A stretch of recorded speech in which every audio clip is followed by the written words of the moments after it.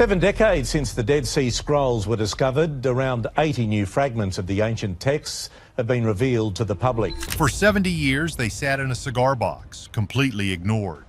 Archaeologists thought they were trash. Just blank, useless scraps of leather left over from the greatest discovery in history. But they were wrong. When researchers recently turned on a specialized NASA camera, that trash began to glow. Suddenly, words appeared where there was nothing but empty skin. And get this, these weren't just random notes. They were missing pieces of a puzzle that changes everything we know about the Bible. We used to think we knew who wrote the Dead Sea Scrolls, but these new hidden marks prove that the history books are telling the wrong story. It turns out the desert was hiding a much darker secret. The secret in Box 11. It started with a mistake. Or rather, a box that everyone assumed was garbage. When the Dead Sea Scrolls were first discovered in 1947, it was chaos. Bedouin shepherds found jars in a cave, and suddenly the world had the oldest biblical manuscripts ever seen. Over the next decade, archaeologists pulled tens of thousands of fragments from 11 different caves.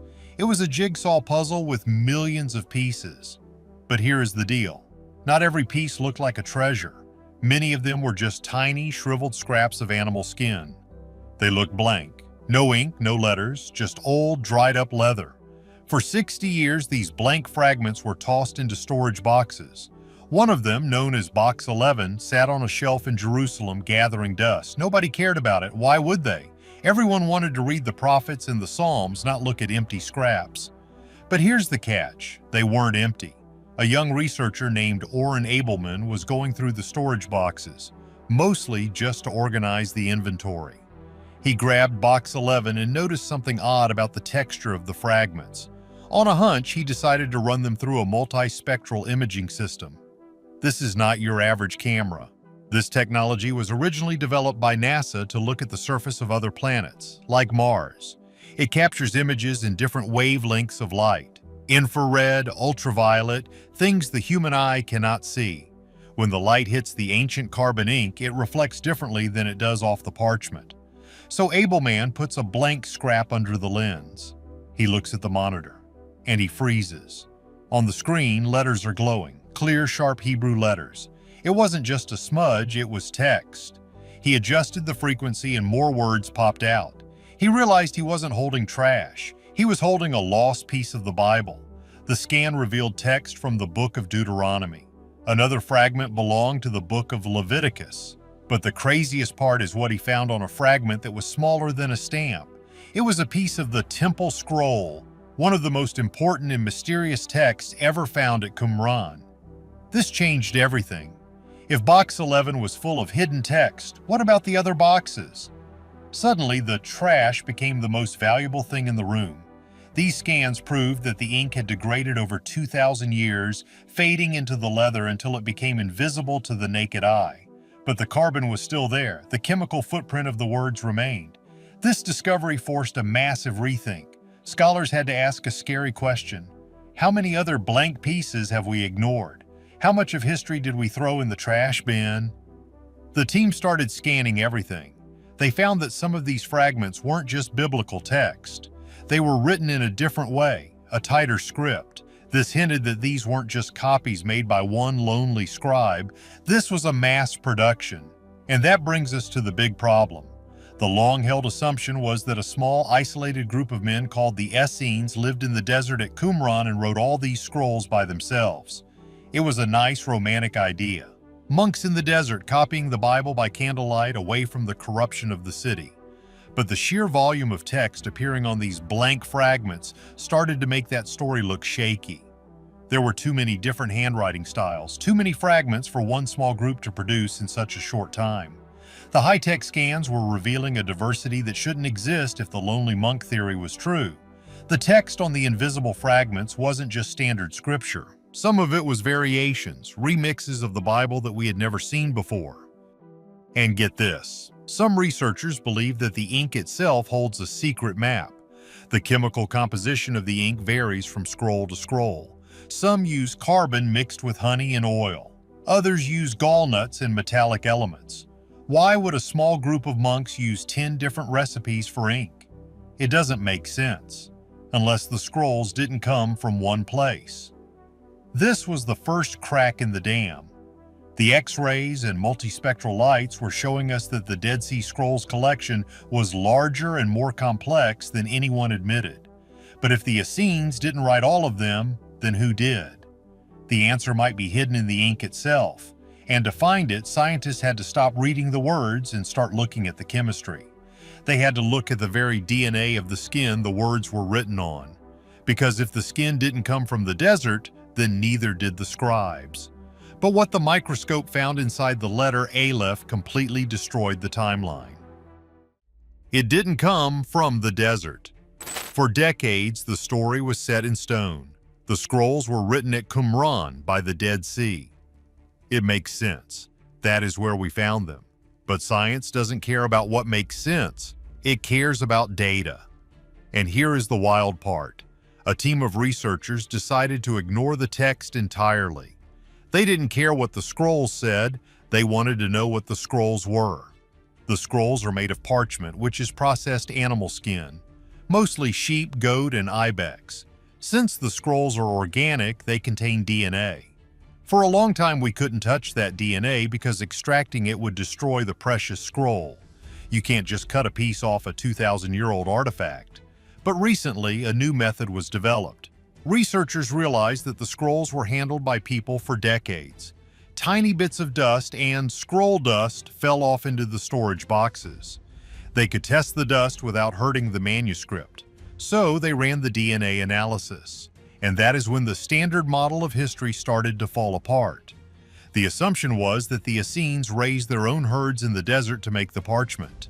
It fits the self-reliant monk vibe. But the DNA results told a different story. A huge number of the fragments were made from cow skin. Now here is the problem. You cannot raise cows in the Qumran desert. It is too dry, too rugged, and there isn't enough grass. Cows need pasture. Cows need massive amounts of water and green fields. If the parchment is made of cow skin, it had to come from somewhere else. Somewhere green. Somewhere with trade routes and infrastructure. Like Jerusalem or Jericho, or even further away. But it gets weirder. The DNA analysis also allowed them to piece together the jigsaw puzzle in a way human eyes couldn't. Imagine you have 10,000 puzzle pieces. If you know that 50 of them came from the exact same sheep, you know they belong to the same scroll. The DNA helped the team group fragments together that scholars had separated for 50 years. They found that fragments from the book of Jeremiah, which everyone thought were from the same scroll, were actually from two different sheep. And not just different sheep, sheep from different flocks that lived in different parts of the country. This implies the scrolls were not produced in one factory or one scriptorium. They were collected from all over the place. It was a library gathered from different sources. Then came the chemical analysis of the water. Parchment making requires a lot of water. You have to soak the skins to remove the hair and lime them. The chemical signature of water is unique to its source. Water from the Dead Sea is rich in minerals like bromine. Water from the Jerusalem mountains has a different ratio.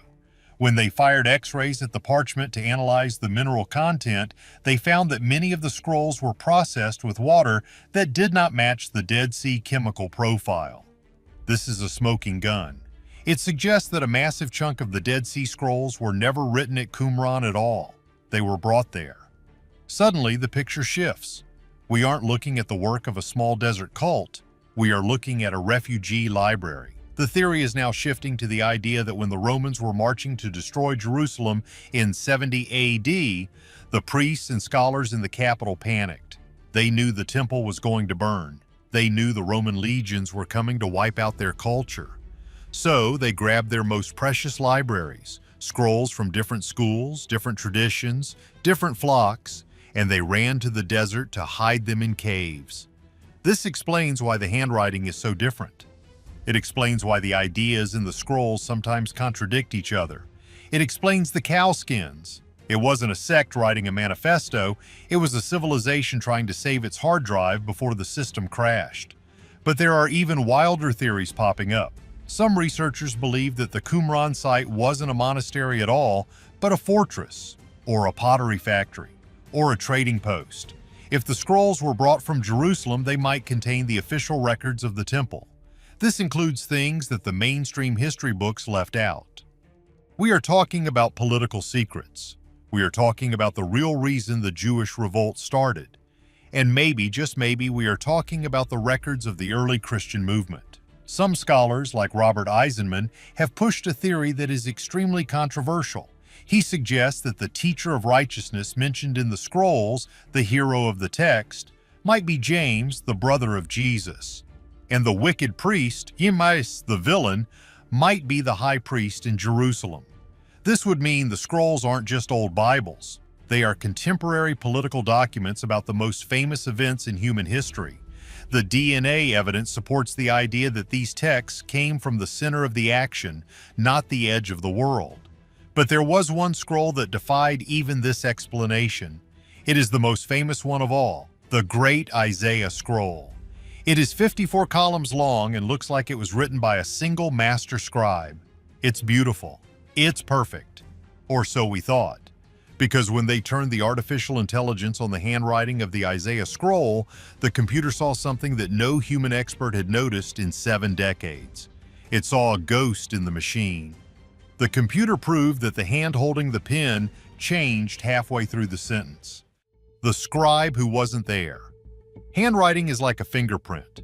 You might think you write the letter A the same way every time, but you don't. Your muscles have tiny micro movements that are unique to you. It's called biomechanics.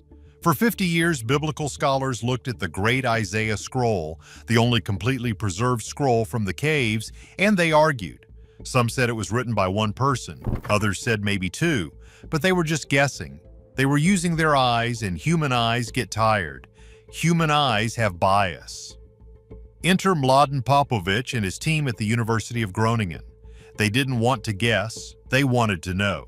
So they trained an artificial intelligence model to analyze the ink.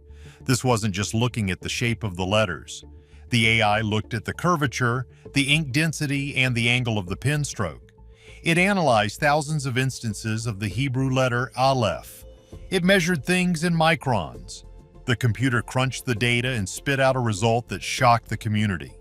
The Great Isaiah Scroll was written by 2 different people. But here is the crazy part. The switch happens exactly halfway through the scroll at the end of column 27. But the transition is seamless.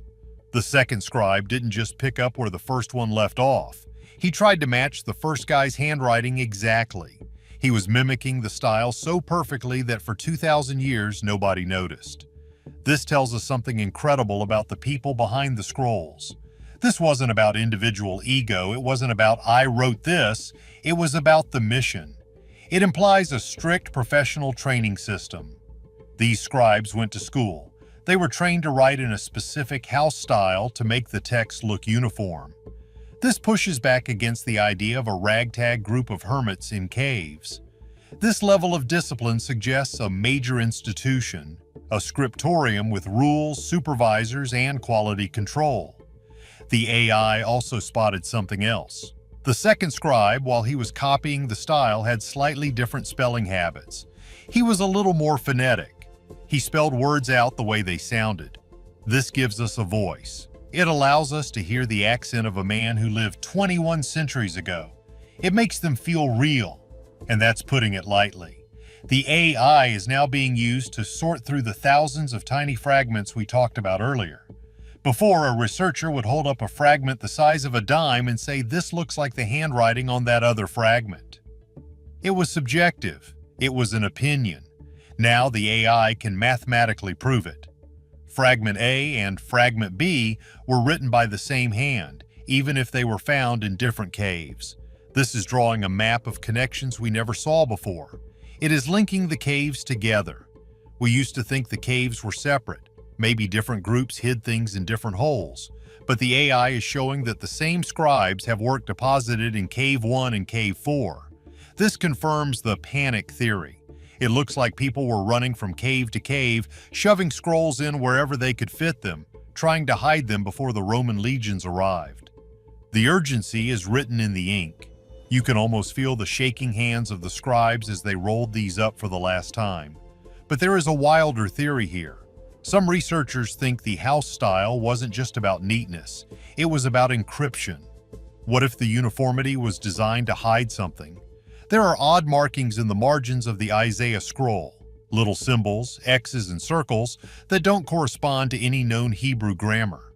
For years, scholars ignored them as doodles. But with the AI analyzing the pen strokes, it seems these marks were made by the same main scribes, not later readers. Could these be codes? Some theories suggest these marks point to specific prophecies. The Essenes, or whoever wrote this, were obsessed with the end of days. They believed a massive war between the sons of light and the sons of darkness was coming. Maybe the marks in the margins are instructions. Maybe they highlight the parts of Isaiah that they believed were about to happen in their lifetime. And speaking of the end of days, the AI analysis is now being turned toward the most controversial books found in the caves. The books that didn't make it into the Bible. The books about giants. We are used to the standard biblical stories, but the Dead Sea Scrolls contain texts that are much stranger. The Book of Enoch, the Book of Giants. These texts talk about the Watchers, angels who came down to earth and had children with humans. These children were the Nephilim, giants who ate the earth and caused chaos.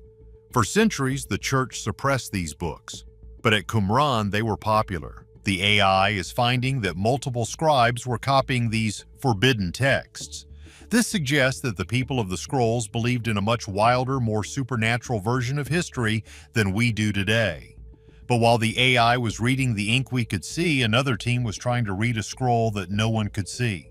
It was a lump of charcoal, a scroll that had been burned in a fire in the 6th century. It was impossible to open. If you touched it, it would turn to dust. They called it the En-Gedi scroll, and to read it, they had to use a particle accelerator, a machine that speeds up electrons to close to the speed of light. They virtually unwrapped the charcoal, and the words they found were impossible. The Watchers and the Nephilim. Imagine trying to read a book that has been burned into a solid black chunk of charcoal. That was the reality for the En-Gedi scroll. It wasn't found at Qumran, but nearby on the western shore of the Dead Sea. It was found inside the Holy Ark of an ancient synagogue that burned down in the 6th century. For 40 years, it sat in a box. It looked like a piece of coal you would put in a barbecue grill. But researchers at the University of Kentucky developed a software called virtual unwrapping. They teamed up with Israeli scientists and put the charred lump inside a micro-CT scanner. Now, usually CT scans are for broken bones, but this scan was high resolution. It sliced the scroll digitally into thousands of layers. The problem is the scroll isn't flat. It's rolled, crumpled, and twisted. So the software has to digitally find the layer of parchment, track it through the 3D space, and then flatten it out on a screen. It's like magic. When they flattened the digital image of the burnt charcoal, they saw white lines. The ink on the scroll contained metal, probably lead or iron. The metal blocked the X-rays differently than the carbonized leather. Suddenly, legible Hebrew text appeared on the screen. It was the beginning of the book of Leviticus. The Lord summoned Moses and spoke to him. This was a massive wow factor. This is the oldest biblical scroll ever found in a holy ark. It bridged the gap between the Dead Sea Scrolls and the modern Bible. It proved that the text hasn't changed in 2,000 years, but the technology didn't stop there. They took this same virtual unwrapping tech back to the Dead Sea Scrolls. There are unopened scrolls from Qumran. Some are so tight and brittle that conservators are afraid to touch them. They are called tefillin, tiny phylacteries, and small scroll cases. Using this X-ray tech, they peered inside these unopened capsules. They found text that had been hidden for 2 millennia. But here's where it gets controversial. Some of the text inside these sealed cases was written in what scholars call cryptic script. Yeah, about that, the people who wrote the Dead Sea Scrolls didn't just write in Hebrew, they sometimes wrote in code. Scholars have identified Cryptic A, Cryptic B, and Cryptic C. These are substitution ciphers. They replace standard Hebrew letters with strange symbols. Why? If you are a religious sect living in the desert, who are you hiding your writings from? The new scans reveal that this cryptic script wasn't just for short notes, it was used for important documents. The virtual unwrapping is starting to show us that secrecy was a huge part of this community. They were paranoid. They were guarding knowledge. And this brings us back to the wild theories about what knowledge they were guarding. Remember those books about giants? The Book of Giants found at Qumran is fragmentary, but what we can read is insane. It describes the giants having nightmares. They dream of a great flood coming to wipe them out. They ask Enoch to interpret their dreams. Why was this book so important to the Dead Sea sect?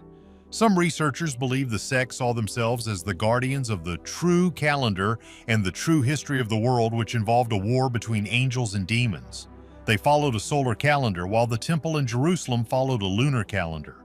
This sounds like a small detail, but in the ancient world, it was a declaration of war. It meant they celebrated holidays on different days. It meant they believed the Jerusalem priests were worshiping at the wrong time, making their prayers invalid. The war scroll found in the caves describes a 40-year war that would end the world. It details the weapons, the trumpet blasts, the formations. It reads like a military manual. Some people think this wasn't a metaphor. They think the sect was literally preparing for a supernatural war, and the cryptic scripts might be the codes they used to communicate with their spies in Jerusalem. But there is one scroll that is weirder than all of them. It isn't made of leather. It isn't made of papyrus. It is made of pure copper. And it isn't a book of prayer. It is a list of 64 locations where tons of gold and silver are buried. For years, people thought it was a fantasy, a metaphor, but the new view of the scrolls as a refugee library from the Jerusalem temple makes the copper scroll look a lot more real. If the priests hid the books in the caves to save them from the Romans, wouldn't they hide the temple treasury too? The X-rays are revealing that the Dead Sea Scrolls isn't just one story, it's 1,000 stories layered on top of each other, sealed with wax and hidden in the dark. The copper scroll describes chests of gold, vessels of silver, and priestly vestments hidden in cisterns, caves, and aqueducts. Treasure hunters have been looking for decades, but they haven't found it. Why? Maybe because they didn't have the key. The cryptic scripts found by the new X-rays might be the keys to understanding that map.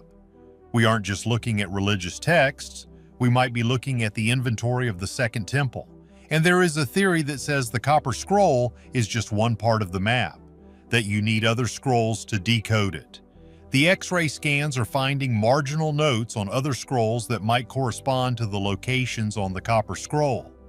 We might be standing on the edge of the biggest treasure hunt in history, and we have only scanned a fraction of the fragments.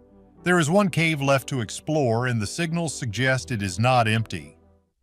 What lies beneath the rubble? For 60 years, we thought there were 11 caves. That was the number.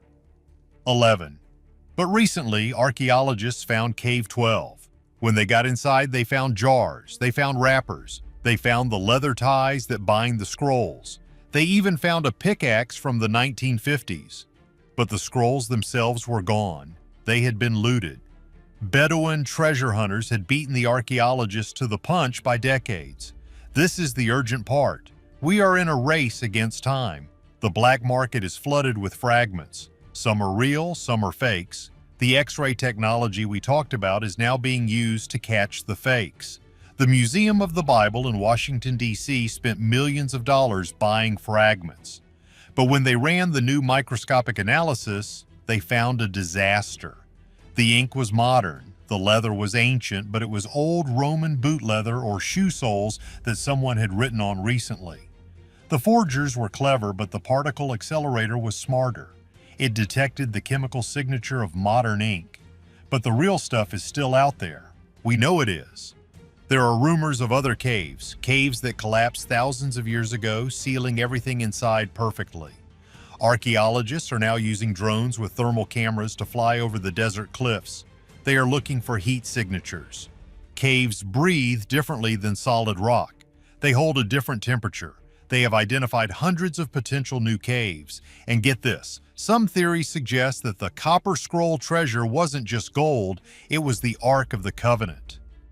Okay, that is a massive leap. But the text does mention vestments and consecrated vessels. If the priest hid the library and they hid the gold, why wouldn't they hide the most holy object in their history? The new scans of the blank fragments are revealing administrative lists, names, tally marks. This supports the idea that we are looking at the archives of a nation, not just a cult. The shift in assumptions is complete. We no longer view the Dead Sea Scrolls as the work of a few strange guys in the desert. Science has shown us that this is the lost library of Jerusalem. It involves cows from the coast, water from the mountains, and scribes trained in the capital. It involves secret codes, hidden treasures, and forbidden books about giants. The X-rays have turned the blank fragments into the most important pages of history. They have shown us that what we can't see is just as important as what we can. Every time they turn that machine on, a new word appears, a new name, a new connection.